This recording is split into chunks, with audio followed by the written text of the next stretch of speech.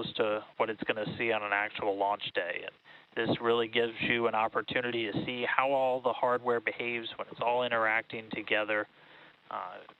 We tweaked some of the startup sequence from the last time we did a static fire, as we just continue to fine-tune, learn about the hardware as we put it through the paces, and fine-tune, make our operations just as we get ready to get on to flight number 2. But again, we are still holding at T-minus 40 seconds.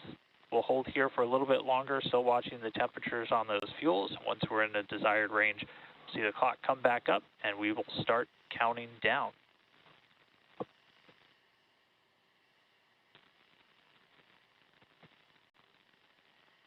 And again, you're going to see a lot of the different systems that will be there on flight day really working together. So we've got obviously everything on board the booster.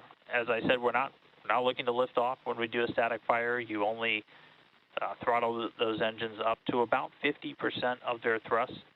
It is kind of cool to note, though, that even at just 50% power, a Super Heavy has more thrust than a Falcon Heavy at full power. So Super Heavy packs a pretty big punch when it's at full thrust, and we'll see it there once we actually get to a launch day. But you only ramp up to about 50% of the total thrust on those engines.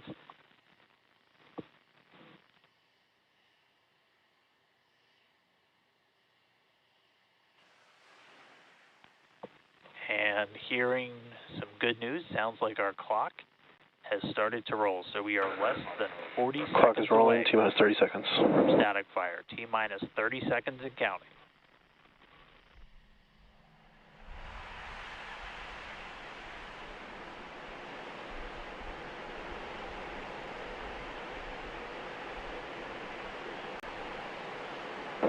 T-minus 10.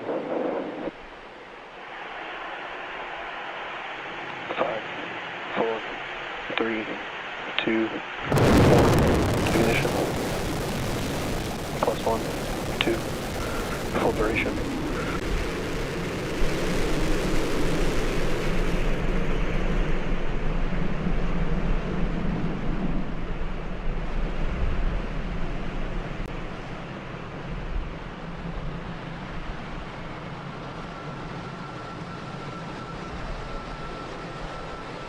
Booster 9 static fire complete.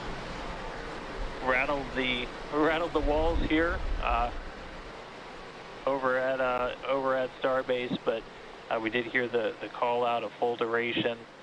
At this point, the teams can start going through the data, look at how many engines fired, how all the tanks behaved, everything. But great to see Booster 9 lighting up down here in South Texas once again.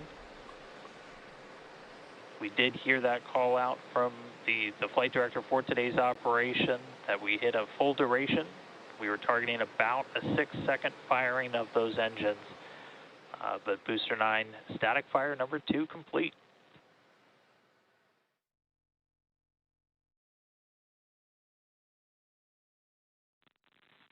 All right, well, as I said, now's the time when we can essentially start to safe the vehicle. We'll start to offload the prop, and then the teams can get right into looking at the data and see how that static fire went. We heard full duration. We'll share some additional information as it comes in.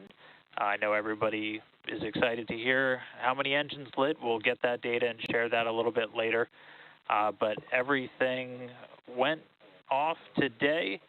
With that, we're going to go ahead and wrap up. Thanks for tuning in for some more development testing here with Starship. Definitely a reminder that a lot of space operations still coming this weekend. We're getting ready to launch Crew 7 to the International Space Station. That coming in the early hours Eastern Time tomorrow. And then we'll have a Starlink launch, assuming that gets off the pad, a Starlink launch later on Saturday night. So be sure to stay tuned in to us on social, on the web for progress updates with everything down here at Starbase and Starship as we continue the march on to flight number 2. So thanks for tuning in real quick this afternoon. I'm SpaceX's Dan Hewitt, and we'll see you next time at the Gateway to Mars.